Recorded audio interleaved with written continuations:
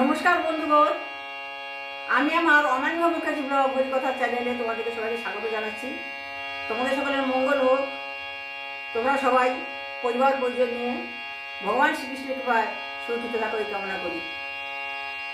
আমি গুরু বন্দনা করছি।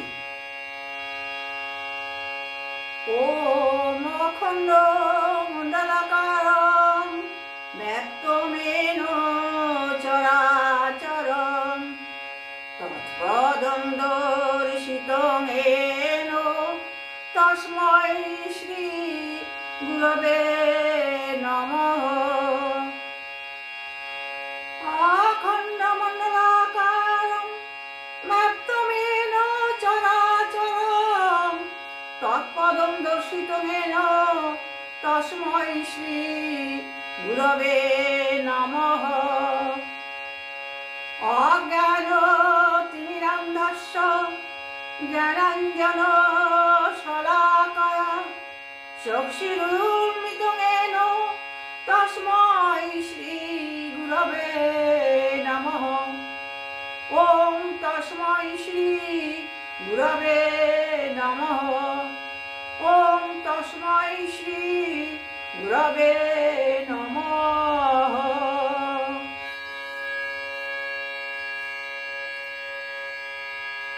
জয় শ্রীকৃষ্ণ চৈতন্য প্রভু নিত্যানন্দ শ্রী অদ্বৈত গদাধর শিবাসাদি গৌর ভক্ত বৃন্দ। জয় শ্রীকৃষ্ণ চৈতন্য প্রভু নিত্যানন্দ শ্রী অদ্বৈত গদাধর শিবাসাদি গৌর ভক্ত বৃন্দ। জয় শ্রীকৃষ্ণ চৈতন্য প্রভু নিত্যানন্দ শ্রী অদ্বৈত গদাধর শিবাসাদি গৌর ভক্ত বৃন্দ। হরে কৃষ্ণ হরে কৃষ্ণ কৃষ্ণ কৃষ্ণ হরে হরে হরে রাম রাম রাম রাম হরে হরে হরে কৃষ্ণ হরে কৃষ্ণ কৃষ্ণ কৃষ্ণ হরে হরে হরে রাম রাম রাম রাম হরে হরে। নমস্কার বন্ধুগণ, আমি ভাগবত কথা বলছি। তোমরা যারা ভগবান শ্রীকৃষ্ণের ভক্ত তারা আমার এই ভাগবত কথা শোনো এবং আমাকে সমৃদ্ধ করো।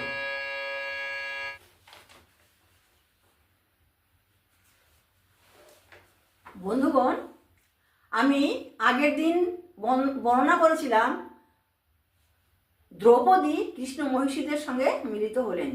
তিনি তাদের সঙ্গে মিলিত হয়ে তারা কিভাবে ভগবান শ্রীকৃষ্ণকে লাভ করেছিলেন, কীভাবে তাকে স্বামীরূপে পেয়েছিলেন, সেই কথা তিনি সমস্ত মহিষীদের মুখে শুনছিলেন যারা যারা গিয়েছিল। আমি ঠিক তারপর থেকে বর্ণনা করছি। তোমরা আমার ভাগবত কথা শুনতে থাকো এবং আমাকে সমৃদ্ধ করো। কৃষ্ণ মহিষী শ্রী ভদ্রা বর্ণনা করছেন যে তার সাম্ভার সভা হলো এবং সেই সভা থেকে ভগবান শ্রীকৃষ্ণ তাকে নিয়ে এলেন। কিন্তু রাস্তায় সব রাজারা যারা গিয়েছিল তারা ভগবানকে পথ অবরোধ করলো। ভগবান তখন চতুর্ভুজ রূপ ধারণ করে সমস্ত রাজাদের পরাজিত করে আমাকে তার রাজধানীতে নিয়ে এলেন। আমি এইটুকু বর্ণনা করেছিলাম।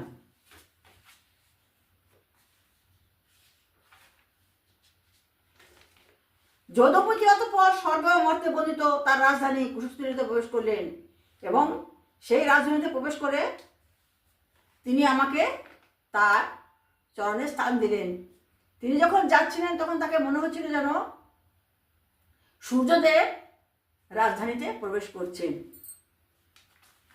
আমার পিতা আমাকে মূল্যবান অলংকার, রাজকীয় সজ্জার সিংহাসন, আসবাবপত্র এবং পুজোর সমস্ত আসবাবপত্র তিনি আমাকে আমার সঙ্গে দিয়েছিলেন। যখন মেয়ে বিয়ে হয় তাকে সমস্ত কিছু দিতে হয়, তেমনি ওর পিতাও সমস্ত, শ্রীভদ্রার পিতাও তাকে সমস্ত কিছু অলংকার আসবাবপত্র সব মেয়েকে দিয়েছিলেন এবং তার সঙ্গে দাসীকে পর্যন্ত দিয়েছিলেন। দাসী যারা কাজ করবে তাদেরকেও তিনি দিয়েছিলেন। যথার্থরূপে ভগবানকে ভক্তি সহকারে তিনি মহামূল্যবান অলঙ্কারে শোভিত দাসীবৃন্দ প্রদান করলেন। যে উনি শুধু গেলেন না, সে মহামূল্যবান অলঙ্কার দাসীবৃন্দকেও ভগবানকে প্রদান করলেন। এই সকল দাসীদের মধ্যে সঙ্গে ছিল পদাতি, গজারোহী, রথারোহী, অশ্বারোহী, প্রহরীগণ। শুধু এই দাসীদেরকে দিয়েছে তারা, তাদের সঙ্গে ছিল অশ্বারোহী, গজারোহী, পদাতিক এবং রথারোহী এবং অশ্বারোহী। এই সমস্ত মানে এই যে সৈন্যদল তাদের সঙ্গে দিয়েছিলেন। কিন্তু ভগবানকে অত্যন্ত মূল্যবান অস্ত্রসমূহ প্রদান করেছিলেন। সেই যে শ্রীভদ্রার বাবা ভগবানকে তার সঙ্গে মূল্যবান অস্ত্রশস্ত্র প্রদান করেছিলেন। এইভাবে সকল জাগতিক সঙ্গ পরিত্যাগ করে এবং তপস্যা পালন করে আমরা রানীরা সকলে আত্মারাম ভগবানের নিজের দাসী হয়েছি। এবার বলছে, আমরা ভগবানকে মন প্রাণ দিয়ে সেবা করে এবং তপস্যা করে আমরা আত্মারাম ভগবানের দাসী হতে পেরেছি। ভগবানকে পাওয়ার জন্য আমি আগের জন্মই তপস্যা হয়েছিল, কিন্তু তারপরেও আমরা ভগবানকে আমাদের তপস্যার মাধ্যমে লাভ করেছি। সব মহিষীরা বললেন, কিন্তু সবাই তো একসঙ্গে বলতে পারেন। অন্যান্য মহিষীরা যারা ছিল তারা বলতে লাগলেন। রোহিণী দেবী বললেন, ভৌমাসুরও তার অনুচর নিহত করার পর ভগবান অসুরের কারাগারে আমাদের প্রাপ্ত হলেন। এবার আরও যে ছিল তারা তাদের মধ্যে থেকে বলছে, একজন, সবাই বলতে পারছে না, একজন বলছে যে যখন ভৌমাসুরের তার কারাগারের সমস্ত তাদেরকে বন্দি করে রেখেছিল, একথা হৃদয়ঙ্গম করতে পেরেছিলাম এবং আমরা ভৌমাসুরের পৃথিবী বিজয়ের সময় তার দ্বারা পরাজিত রাজাদের কন্যা। যখন ভৌমাসুর সমস্ত রাজাদের পরাজিত করেছিল এবং সেই কন্যাগুলিকে তার কারাগারে বন্দি করেছিলেন, তখন আমরা নিরন্তর ভগবান শ্রীকৃষ্ণের পাদপদ্মে আমরা ধ্যান করেছি, তপস্যা করেছি এবং এই সব তপস্যা করার জন্য আমরা ভগবানকে প্রাপ্ত হয়েছি। আরও যে ভৌমাসুরের কারাগারে যে আরও ছিল যারা, তাদের মধ্যে থেকে একজন বলে যে আমরা যখন আমাদেরকে পরাজিত করেছিল, আমার বাবাদের পরাজিত করেছিল ভৌমাসুর এবং আমাদেরকে সকলকেই, সব রাজকন্যাদের আমাদের কারাগারে নিক্ষেপ করেছিল, তখন আমরা সব সময় ভগবান শ্রীকৃষ্ণের আরাধনা করতাম। সেই ভগবানের আরাধনা করতে করতে আজকে আমরা তাকে প্রাপ্ত হয়েছি। এবার বলছে, হে সাধ্বী রমণী, আমরা সার্বভৌম পদ, ইন্দ্রপদ, তদুভয় ভোগ্যপদ, অনিমাদি সিদ্ধি, শিবমার পদ, মুক্তিপদ বা ভগবত রাজ্যের প্রাপ্তি চাই না। আমরা কেবলমাত্র লক্ষ্মীদেবীর বক্ষের কুমকুম গন্ধদাত সমৃদ্ধ শ্রীকৃষ্ণের পাদদ্বয়ের মহিমাময় ধুলি আমাদের মস্তকে বহন করতে ইচ্ছা করি। বলছে, হে সাধ্বী, দ্রৌপদীকে বলছে, হে সাধ্বী, আমরা কিচ্ছু চাই না। আমরা শুধু কোনো আমরা রাজ্য চাই না, আমরা ব্রহ্মার আধিপত্যও চাই না, আমরা কিচ্ছু চাই না। আমরা শুধু লক্ষ্মীদেবীর আশ্রয় ভগবান মুকুন্দের শ্রী পাদপদ্মে আরাধনা করতে চাই এবং তার ধূলিকণ আমাদের মস্তকে বহন করতে চাই। দ্রৌপদীকে এই কথা বলছেন যে আমরা কিচ্ছু চাই না। এই যে ভগবানের ইন্দ্রপদ, শ্রী ব্রহ্মার পদ, মুক্তিপদ, ভগবত রাজ্যের প্রাপ্তি, আমরা কিচ্ছু চাই না। আমরা কেবল চাই ভগবান শ্রীকৃষ্ণের লক্ষ্মীদেবীর বক্ষে যে কুমকুম চিহ্ন দ্বারা সমৃদ্ধ গন্ধ, সেই শ্রীকৃষ্ণের পাদপদ্মে আমরা নিজেদেরকে সমর্পণ করেছি এবং আমরা সেই পাদপদ্মের সাধনা আমরা জন্ম জন্মান্তর করতে চাই। আমরা আর কিছু চাই না।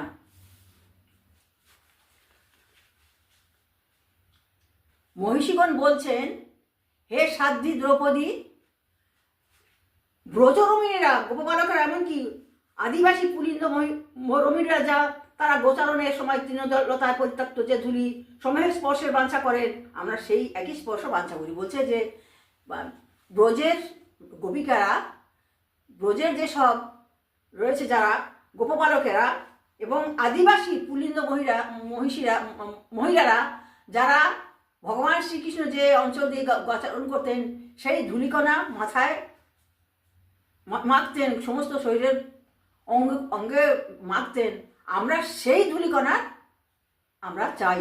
আমরা ভগবানের কাছে আর কিছু চাই না, তার চরণ ধূলিকণাই আমরা তার কাছে চাই।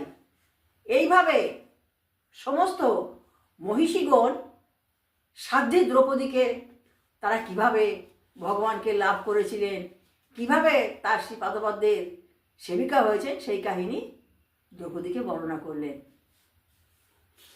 কৃষ্ণের সঙ্গে তাদের সম্পর্কের জন্য রুক্মিণী তার 7 সতী নিজেদের অত্যন্ত ভাগ্যবান বিবেচনা করতেন এবং তিনি দ্বারকা উপস্থিত হলেন।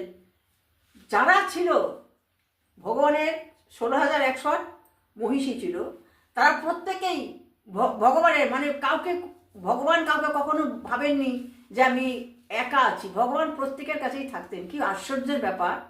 ভগবান যে 16,108 মহিষী, তিনি নিজেকে 16,108 নিজেকে বিভক্ত করে সবার ঘরে একসঙ্গে থাকতেন। এই তো ভগবানের কৃপা, এই তো ভগবানের লীলা। এর থেকে বড় লীলা কি হয়? এই দ্বারকা লীলায় তিনি 16,108 মহিষীগণের সঙ্গে 16,108 বিভক্ত হয়ে সবার সঙ্গে একইভাবে তিনি তার গার্হস্থ্য জীবন পালন করেছিলেন। এটা হচ্ছে দ্বারকা লীলা, ভগবান শ্রীকৃষ্ণের দ্বারকা লীলা। এই তিনি কীভাবে তার মহিষীদের সঙ্গে ছিলেন এবং মহিষীরা তার শ্রী পাদপদ্মের সেবা করতেন। আমি অত কিছু বুঝতে পারি না, হৃদয় দিয়ে ভাবতেও পারি না, আমি কোনো কিছু জানি না তার সম্বন্ধে, শুধু আমি পড়ে বলছি। জানি না আমার ভেতরে কতটুকু কি আছে। আমি শুধু এইটুকু বললাম যে প্রত্যেকে যারা সতীন বলে তারা কখনো কেউ কাউকে ভাবেনি সতীন, কারণ প্রত্যেকেই তো কৃষ্ণকে নিয়েই আছেন। সতীন কাকে বলে? যে একটা স্বামী 4টে স্ত্রী, তারা একই স্বামী, কিন্তু উনি তো ভগবান তিনি 16,108 ভাবে বিভক্ত করে তিনি সবার সঙ্গে থেকেছেন এবং সবাইকে কৃপা করেছেন। সেই যে 16,108 মহিষীরা ভগবানকে সেবা করে তাদেরকে কৃতার্থ করেছেন, তাই সাধ্বী দ্রৌপদীকে বললেন যে আমরা ভগবানকে লাভ করে আমরা অনেক কিছু পেয়েছি, আমাদের আর কিছুর দরকার নাই।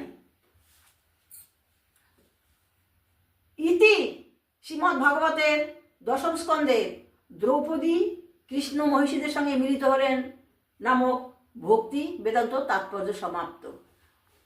এই যে কৃষ্ণ মহিষীরা দ্রৌপদীর সঙ্গে মিলিত হলেন এবং তাদের সমস্ত কাহিনী বললেন, আমি আজকে এইটুকু বর্ণনা করলাম।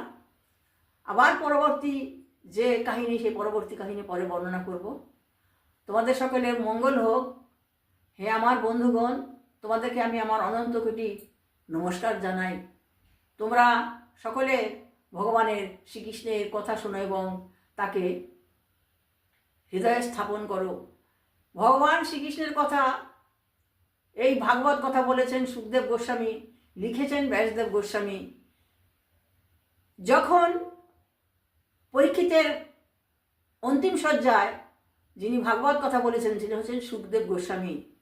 এই ভাগবত কথা যখন সুখের মুখে হলো, সে আরো অমৃত হলো। তাই ভগবত কথা অমৃত কথা। তোমরা ভাগবত কথা শোনো এবং সকলে অমৃত হও। ওম হরি ওম তৎসৎ। ওম হরি ওম তৎসৎ। ওম হরি ওম তৎসৎ।